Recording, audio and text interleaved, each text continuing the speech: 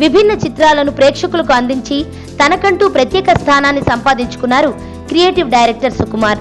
ఇప్పటికే స్టార్ హీరోలైన మహేష్, ఎన్టీఆర్, అల్లు అర్జున్ వంటి వారితో సినిమాలు తీసిన ఈ డైరెక్టర్ తాజాగా mega power star Ram Charan తో ఓ సరికొత్త కథాంశంతో సినిమాను తెరకెక్కించబోతున్నాడు. ఇప్పటికే వీరిద్దరి కాంబినేషన్ లో రానున్న ఈ సినిమాకు సంబంధించిన వర్కింగ్ స్టిల్ ను యూనిట్ విడుదల చేసింది. కాడెత్తుకుని వెళుతున్న రామ్ చరణ్ పోస్టర్ నెట్ లో వైరల్ గా మారింది.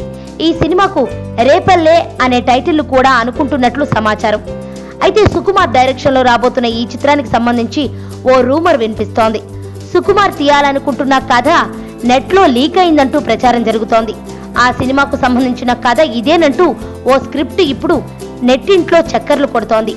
దీని ప్రకారం సినిమా కథ ఏంటంటే, హీరో పక్కా పల్లెటూరి కుర్రాడు, అందరితో ఇట్టే కలిసిపోయే మెంటాలిటీ.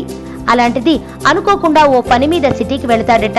సిటీలోనే బ్రతకడం కోసమని ఒక రీసెర్చ్ సెంటర్ లో జాబ్ లో జాయిన్ అవుతాడట.